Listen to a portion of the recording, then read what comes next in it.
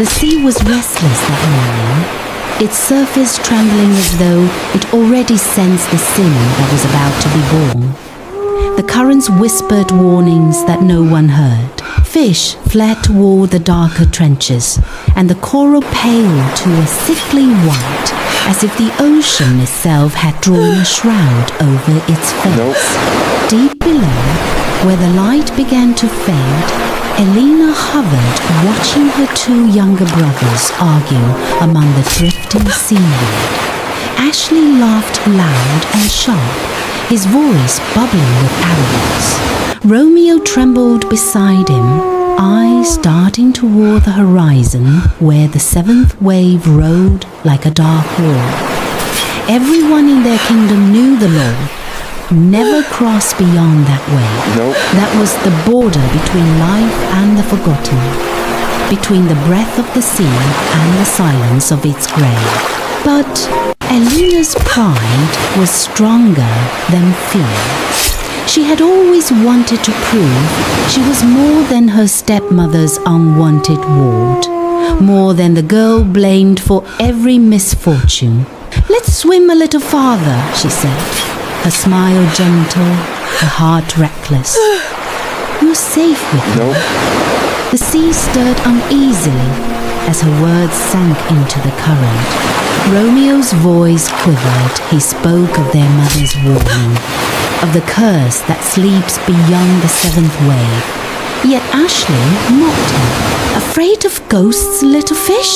he jeered, spinning through the water with cruel joy. They crossed the border. The water changed. The light thinned until their scales gleamed like cold metal. Even the song of the whales died here. Then, without warning, a shadow fell across the surface. A ship, enormous, its hull slicing through the sea like a blade. Smoke drifted down, foul and heavy. Elena's stomach clenched. "Hide," she whispered. But Ashley only laughed. From above came the sound of human voices. "Look there," someone shouted. "A little mermaid." A hand reached down, offering something small and bright. Candy wrapped in shining paper. "Take it," the man said. Ashley's eyes widened at the color. He reached for it. The moment his fingers brushed the human's hand, the sea froze. The current stopped breathing.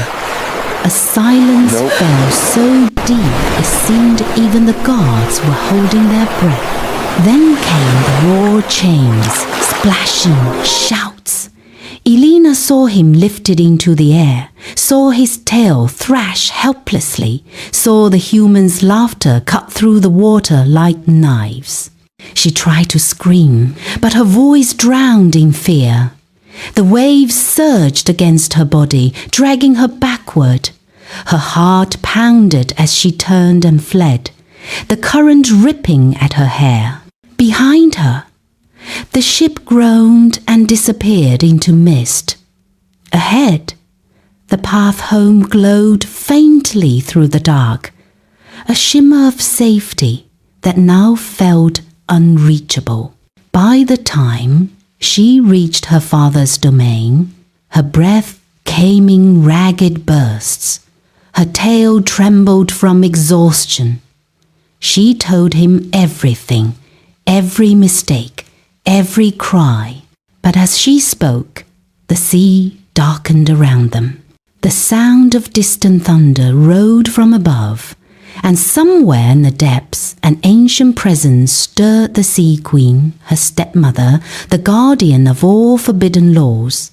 Elena knew then that she had done more than lose a brother.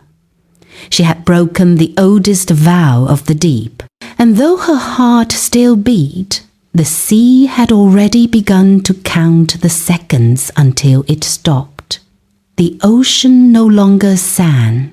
Its colors dimmed, its pulse slowed, as if mourning a secret it could not forgive.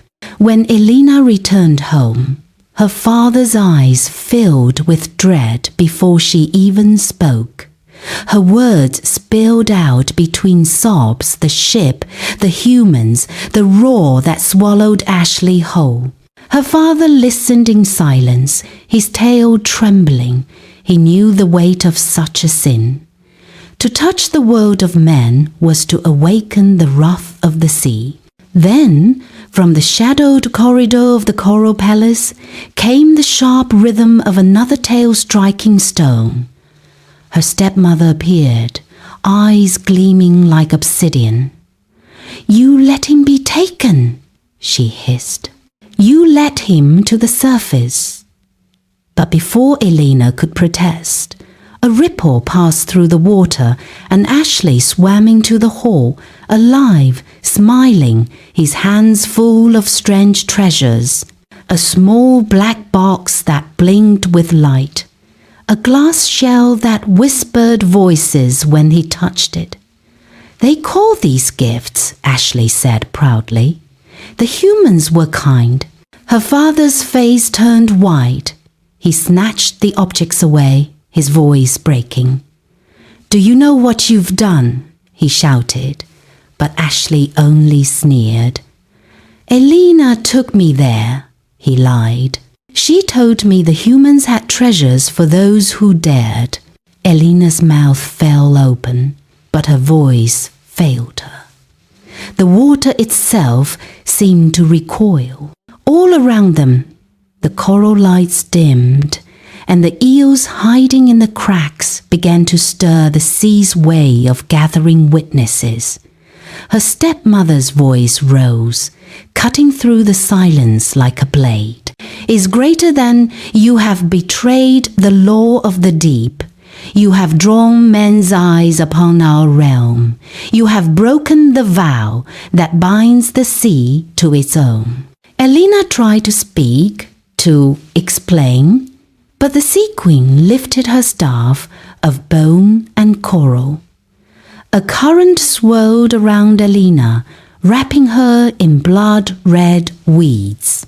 "You will find the lost soul," the queen decreed. "7 tides you have. If the child of the sea is not returned, your body will scatter as foam. Your name will be stripped from memory, and your spirit will wander the abyss forever."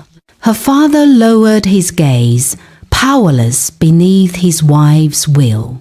"Please," Elena whispered. "I did not mean," but the sentence was sealed. The queen turned her back, her fins slicing the water.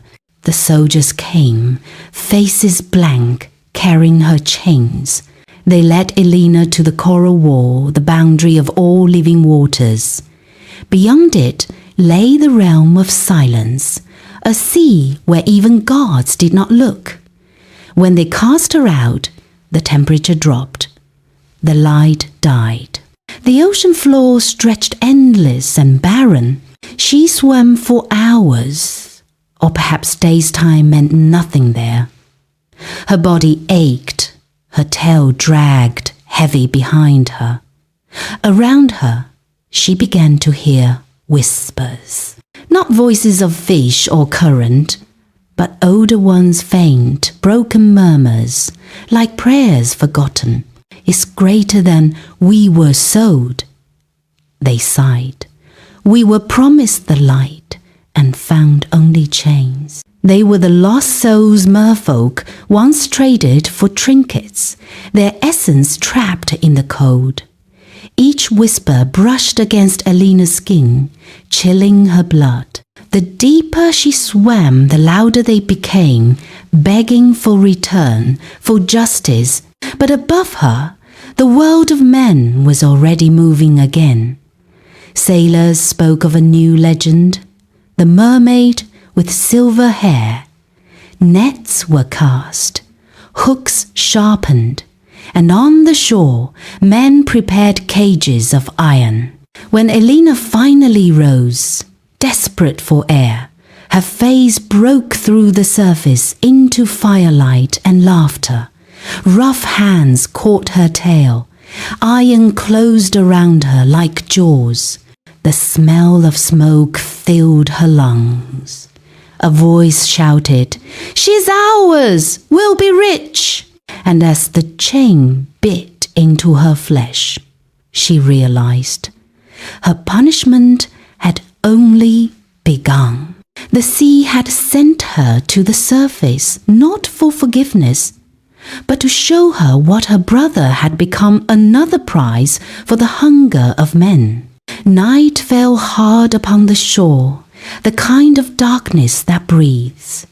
The fire that had burned bright earlier now bled only embers, the air heavy with salt and betrayal. Elena lay in the sand, her tail bound in chains of iron, her skin cold against the earth. Each breath came shallow. Every heartbeat felt stolen. She heard the men's laughter fade into snores, and beyond them, the low murmur of the sea calling her home, distant, unreachable. Then, footsteps. Soft, hesitant.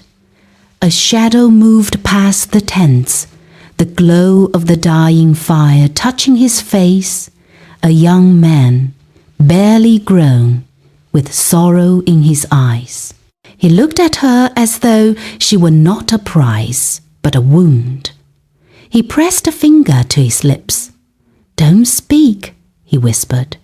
"I'm here to help you." His name was Smith. His hands shook as he turned the key in her lock. The chain fell away, clattering softly into the sand. For a heartbeat, Elena did not move. She feared another trick, another trap. But when the cold air touched her freed skin, she saw truth in his trembling. She whispered, "Why?" And he answered, voice barely breath, "Because you don't belong in chains." He guided her toward the dark water, step by step, his gaze darting to the tents. The night was a fragile thing. One wrong sound, and it would shatter. They reached the edge of the sea when a shout tore the silence apart. "The mermaid! Stop her!" Torches flared. Nets soared through the air. Smith pushed her forward. "Go!" he shouted. Elena turned, but before she could dive, an arrow whistled past her and struck his arm. Blood spattered across the sand, glowing faintly in the moonlight. He fell to his knees, gasping. "Run!" he cried again. Instead, she wrapped her arms around him and pulled him into the waves. The sea closed over them with a hiss. The water turned red for a moment, then clear again. Elena swam deep, her heart pounding. Smith's blood trailed behind them, a ribbon of sacrifice. She could feel the ocean react, the current shifting, the spirit stirring. A human had bled for her. It was a sign the sea could not ignore. They hid in a cavern of coral, the walls glowing faintly blue.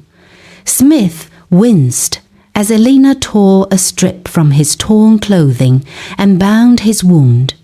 His breathing steadied, though his eyes were full of questions. "Why do they hunt you?" he asked. Elena hesitated, then told him the truth, the law, the curse, the lost brother taken by men. Smith's jaw tightened. "I've seen it," he said at last. "There's a place where the rich keep creatures of the sea, a house of glass. They call it beauty. I call it prison." Her pulse quickened. "My brother," she whispered. "He must be there." Smith nodded. "Then that's where we go." The current hummed around them as though listening. Elena looked at him, this fragile human, with blood on his skin and courage in his eyes, and felt a pull. stronger than fear. You could die, she said softly. You already bled for me. He met her gaze, then let it mean something. Their vow was simple, but the sea felt it. The water grew colder, heavier. Above, thunder began to roll as if the ocean itself bore witness. Two souls, one of the deep, one of the dust, bound themselves to an impossible task. And somewhere beyond the waves, in the city of the wealthy, a boy named Romeo slept behind glass walls, dreaming of water. The ocean listened. The countdown had begun, is greater than asterisk. If you were there, if you knew that saving your king would cost another their life, would you still swim forward? Or would you turn away and let the sea keep its silence? Asterisk. The seventh night rose with a silver moon, cold and thin as a blade. The sea was quiet, almost sacred, as if the waters themselves were holding breath for judgment. Elena's tail shimmered faintly, no longer blue but fading to pale grey, the mark of a curse nearing its end. The 7 tides had passed. Her time was bleeding away. Still, she pressed forward, cutting through the waves beside Smith, whose arm hung weak and bandaged, his face drawn and white. Every stroke he took left a thread of blood in the water, thin and human and heartbreakingly alive. Before them rose the city of men, its towers sharp, its lights cruel. The air smelled of oil and metal. Waves broke against the docks, heavy with filth. Smith's voice was barely a whisper. This is where they keep them. I've seen it with my own eyes. Elena stared at the vast building ahead, glass shimmering under the moonlight. Inside, shadows moved. Children's laughter echoed, shrill and false. And then she saw him, Romeo, her brother, floating weakly in a tank of crystal. His hair tangled like seaweed, his eyes open but lifeless. Humans surrounded him, clapping, pointing, throwing coins at the glass. The sound of their joy scraped across her heart like knives. Something broke inside her. The sea surged with her anger. The waves themselves seemed to rise in response. Smith placed a trembling hand on her shoulder. Be still, he murmured. If we rush, we'll die before we touch him. But Elena's breath came fast, her chest tight with fury. He's dying, she whispered, and I won't let the sea claim another soul. Smith lifted his bow. His hands were slick with blood, but his eyes burned steady. Then, watch me. The arrow flew, slicing through the night. It struck the glass with a sound like thunder. A white crack spidered across its surface. Gasps filled the square. Another arrow. The fracture deepened. Then, with a sound like the world itself splitting, the glass shattered. Water burst out in a silver flood.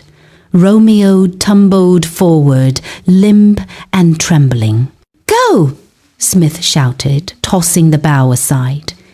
Elena darted through the chaos, her body half human, half sea, as she caught her brother in her arms. Romeo! She cried, pressing her face to his. His pulse fluttered weakly beneath her fingers. We're going home! But the humans were recovering. Soldiers poured into the square, weapons drawn. Shouts rose above the roar of water. Elena turned to call for Smith just in time to see the first arrow strike him in the chest. He staggered, blood blooming across his shirt like a dark flower. "Smith!" she screamed. He tried to take another step, but another arrow found him and he fell to one knee. The world slowed. Rain began to fall, thin and trembling, as if the sky itself mourned. Smith lifted his head. His lips moved, but no sound came. Still, she knew what he said. Asterisk. Go. Asterisk. Elena hesitated, frozen between love and loss, duty and grief. The humans' closed-in faces twisted, blades raised. Romeo's small hand clung weakly to her arm. "Elena," he whispered, his voice faint. "Please."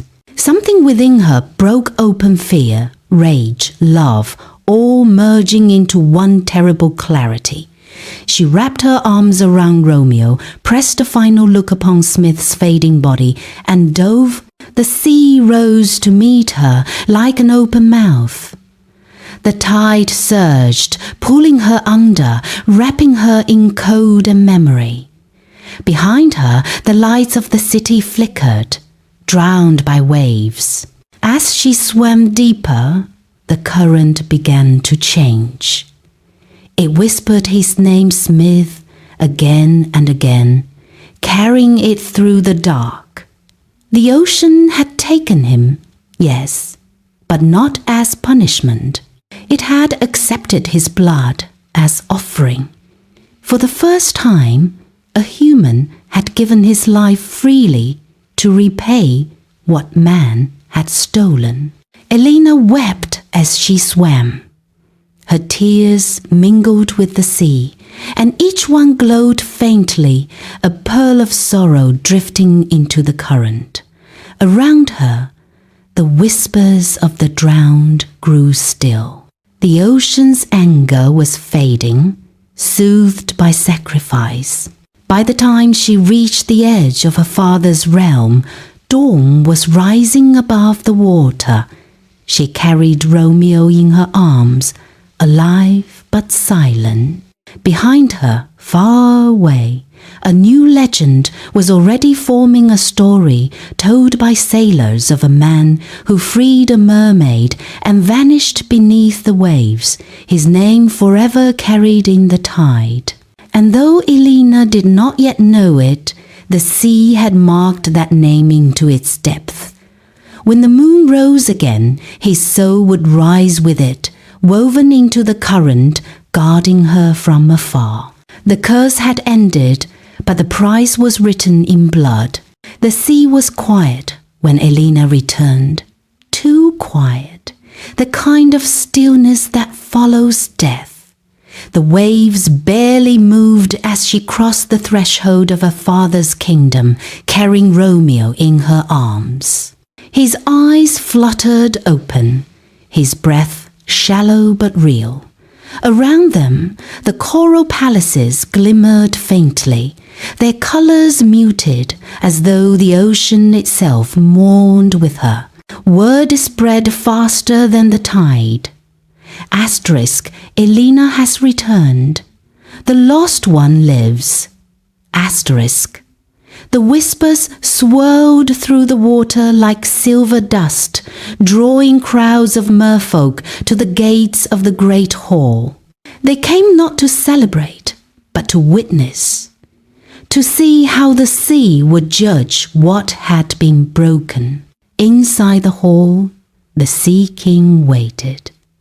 His crown of black coral shone dimly in the gloom, and beside him, the Sea Queen Elena's stepmother floated motionless, her eyes cold as obsidian. Guards lined the walls, spears tipped with shark bone. The hall's floor was carved with runes that glowed faintly blue, the marks of truth.